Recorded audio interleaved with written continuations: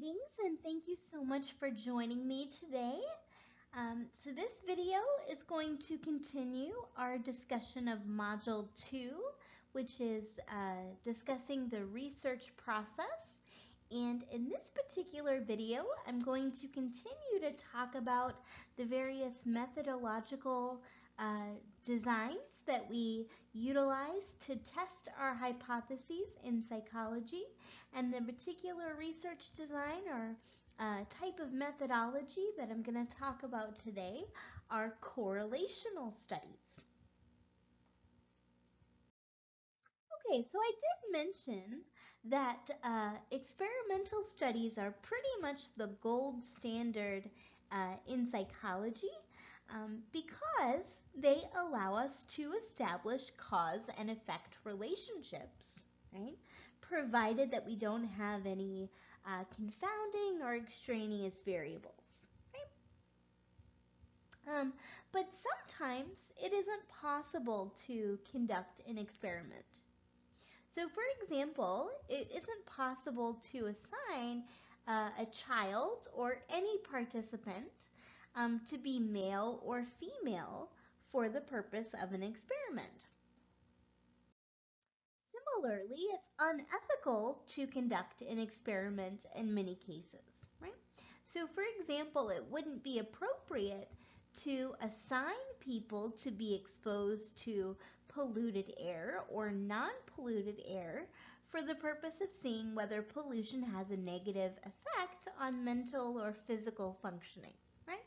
So it's either not possible to manipulate certain variables, or it would be unethical to manipulate them. So one of the options that we have available to us in these instances is to utilize a correlational design. So a correlational design is a study technique that investigates whether changes in one variable correspond to changes in another variable. Okay? So in this case, we're not actively manipulating anything. We are just attempting to describe the potential relationship between two variables. Right? So just like in my video introducing experimental designs, I'm going to go ahead and define some key terms for you guys. All right? So the first key term I'm going to use, or I'm going to define, is predictor variable. Okay? So in the context of a correlational study, a predictor variable is a potential causal variable in non-experimental designs. Okay? So a potentially causal variable in non-experimental designs. Okay? So this is essentially a variable that the researcher suspects might be causing change in another variable. Right? But remember, only experimental designs can tell us anything about causality. Right? So that's why the word potentially is there, right? So we have a suspicion that this variable might be exerting a causal influence on another variable, but we don't know. So all we know when we conduct a correlation is that a relationship exists.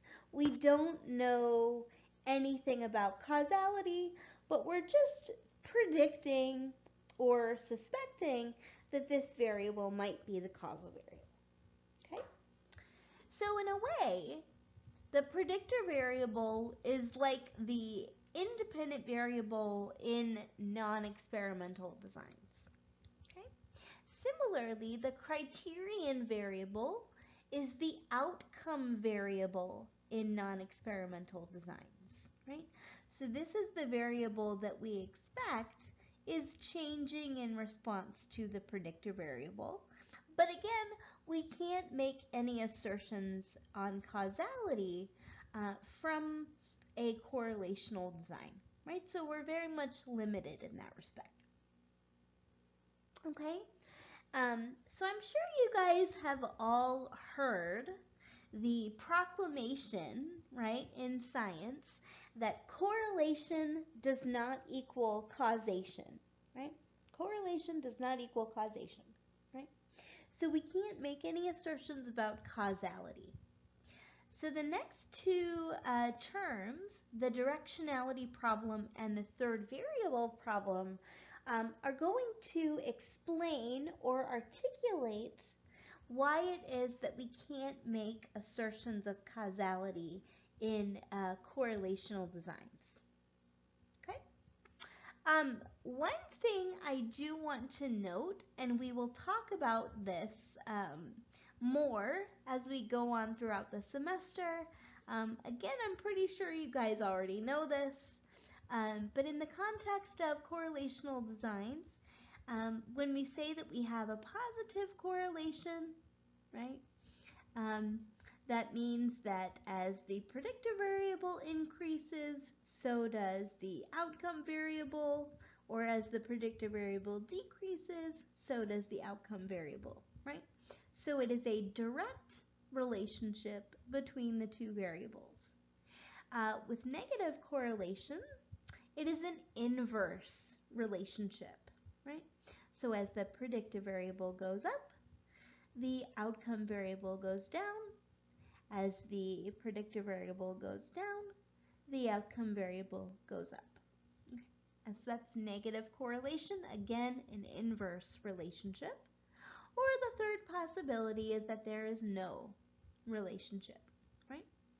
And the numeric index of a correlation is going to be Pearson R, and it's going to range in value from -1 to +1, and the 1 always indicates a perfect relationship. Okay? We'll talk about the specifics of the stats more, but that's just a very general explanation of how we interpret correlations. All right, so let's start with the directionality problem, right? So let's say that there is a negative correlation between low self-esteem and depression, right? So as your self-esteem goes down, you experience more depression, okay? And in fact, this has been well established in the clinical literature that there's a very strong negative correlation between these two variables, right? So one possibility is that low self-esteem causes depression, right? So individuals who have a very negative appraisal of themselves because they are experiencing a lot of self-criticism and maybe dwelling on their past failures and instances where they felt inadequate, okay, that is leading to negative affect or depression, okay? That's a very plausible explanation. But remember, with correlation, all we know is that there is a relationship. And in fact, it could also be the case that depression causes low self-esteem. So routinely having depressed mood or negative affect, right, could color your memories and your thoughts about yourself, so to speak, right?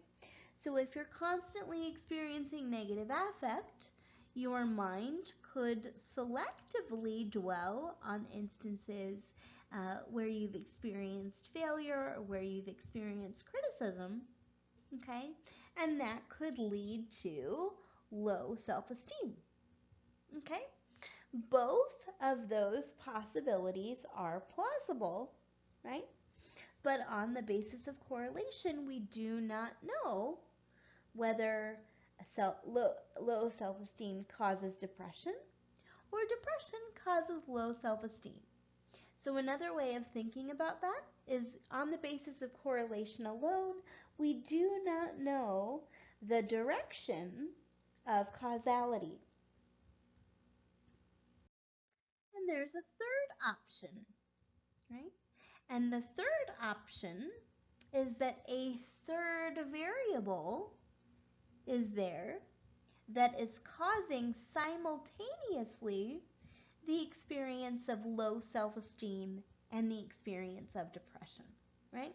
So I just told you the blue and yellow boxes are examples of the directionality problem.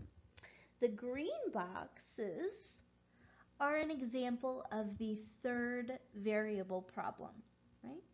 So third variables that could explain the relationship between your two variables, or a third variable that could explain both low self-esteem and depression, right? So what are those potential third variables? Perhaps if you have a history of significant trauma, right? So you've experienced a lot of distressing events, maybe physical, sexual, or emotional abuse, okay? Maybe you've experienced a recent loss of a loved one. Maybe you've experienced a significant medical event.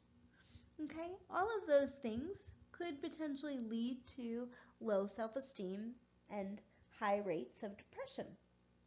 Okay, similarly, you could have a biological predisposition. So if you have a family member or multiple family members who have experienced depression and also characteristically suffer from low self-esteem, okay, then you yourself could inherit those personality characteristics, okay? So again, it could be that variable A is causing variable B, could be that variable B is causing variable A, okay? Or it could be that variable C is causing both A and B, okay?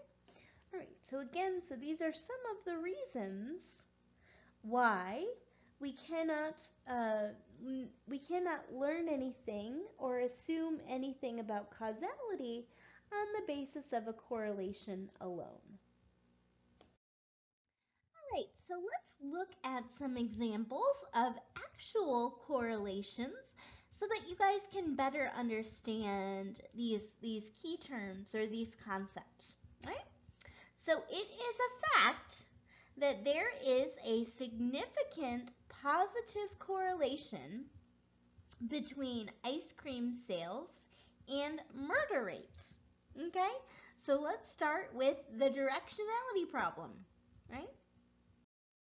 So it is possible that variable A is causing variable B, right? So it's possible that something about eating ice cream, okay? Maybe the sugar, maybe the trans fats, who knows, right? Something about eating ice cream causes homicidal urges, right? That is certainly possible. Again, on the basis of a positive correlation, we do not know.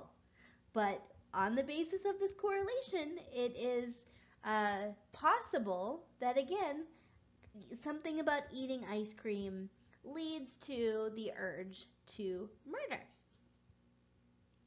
right? On the basis of correlation alone, right, it is possible that variable B causes variable A, right? Or killing someone leads to a craving for ice cream, right? So maybe all of the activity in the amygdala that is brought about after you engage in murder, right, leads you to have a craving for comfort food or high sugar, high trans fat food, right? So on the basis of correlation alone, we don't know whether eating ice cream induces homicidal urges or killing someone induces a craving for ice cream, right? But perhaps the most plausible explanation for the positive correlation between ice cream sales and murder rate is a third variable, right? So it's possible that variable C is causing both an increase in murder rates and an increase in ice cream sales. And variable C in this case is heat, right? So heat, particularly in Georgia, right, gets pretty oppressive during the summer. And that oppressive heat causes us to want to consume a lot more frozen treats. And it also makes us a little more short, makes us have a little bit more of a short fuse than we normally would. So that causes an increase in aggression, right? And if you are the person who takes out your aggression with violence, right, you might be more likely to murder when the temperature is high. Okay. All right. So another positive correlation that has been verified occurs between the number of churches, or variable A, and the number of violent crimes, variable B. Okay?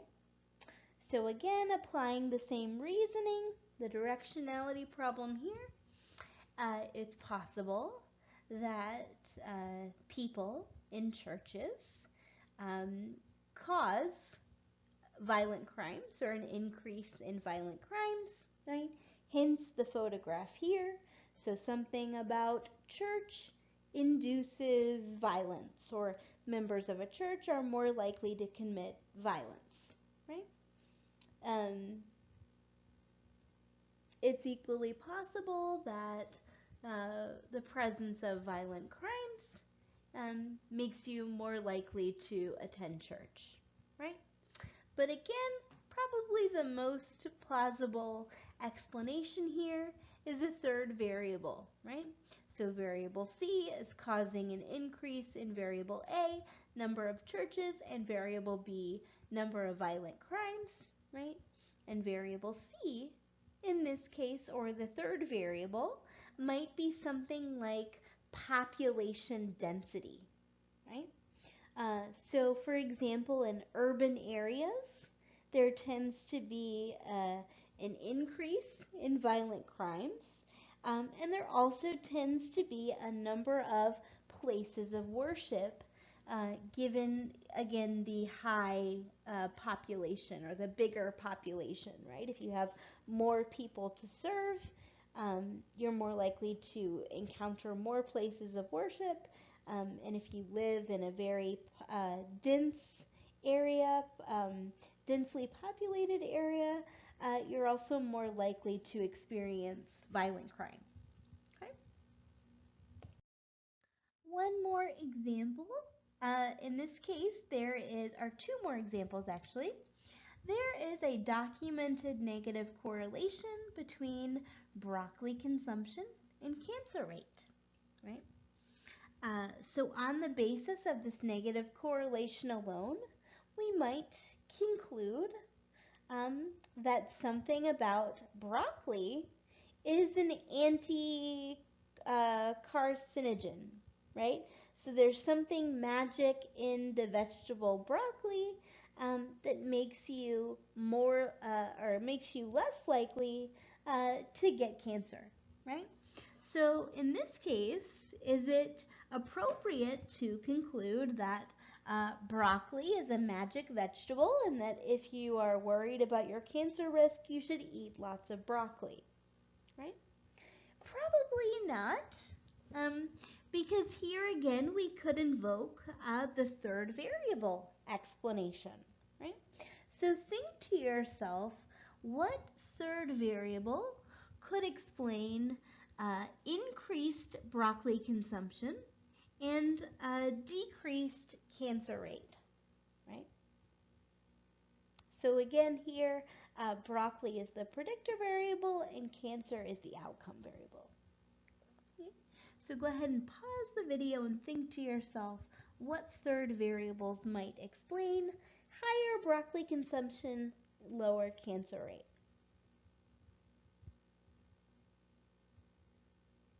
Okay, so hopefully you came up with something like healthy lifestyle, right?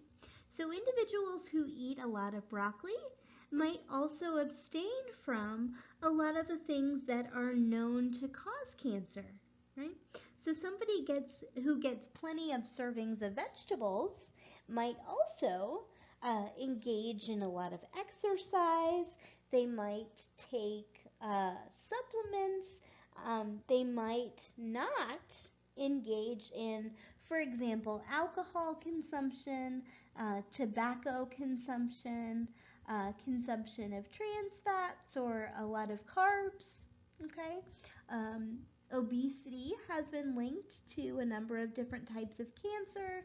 Um, so again, people who happen to eat a lot of broccoli are probably also making a lot of other healthy choices that reduce their cancer risk. Okay? So our last example is the positive correlation between violent media consumed and violent behavior, right? So again, it's a positive correlation. So one possibility is that the more violent media you consume, either through television or video games, the more violent behaviors you engage in, right? That's one explanation.